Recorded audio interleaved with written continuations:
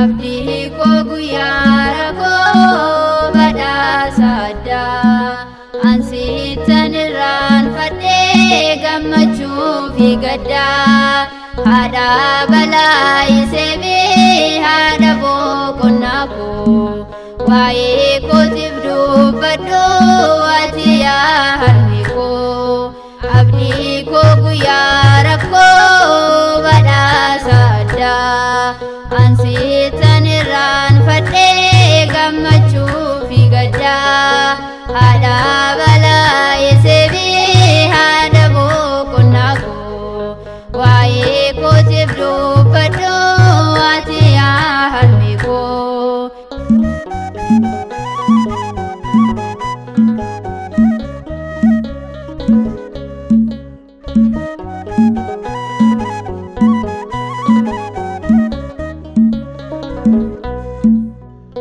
Dandeettiin qabu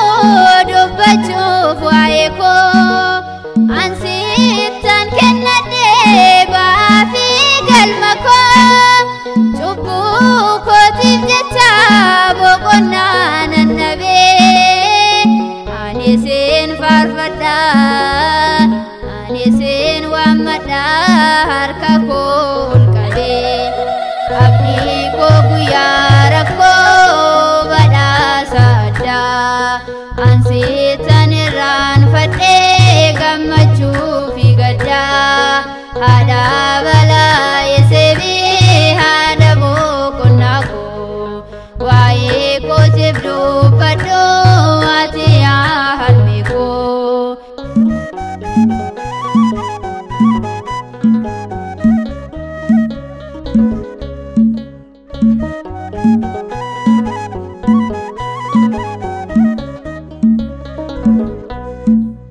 Yemmuun taa'ee gadduu dhabeeyyuu gammachuu ani hin dagadhu maqaa kee waammachuu hundaa gadi ta'uu silaalcha namaanii ati naaf dubbadhu ati naaf falmadhu dubree naanneessine abdii koo guyyaara koo badhaasa addaa ansiittan irraanfadhee gammachuu fi gaddaa haadha balaa isee haadha boqonnaa koo waa'ee kootiif dubbadhu ati yaa harmee koo.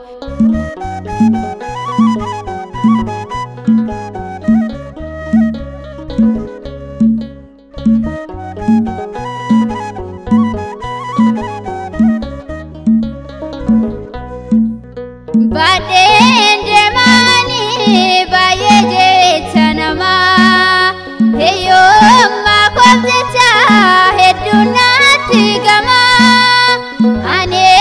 jiraachuun koo dubree maqaa keenii haadha saba hundaa haadha nama hundaa dhugaan bahanii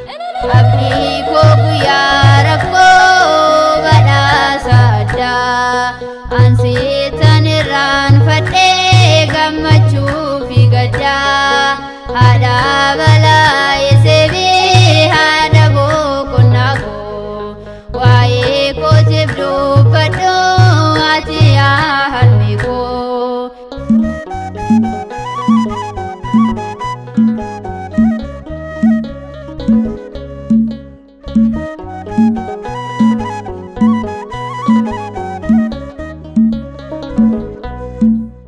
Yoo fakkeessan yoo soba dhugaa caaloo ati waadaa kootee dubree ansinaaloo gaafa Kan rakkina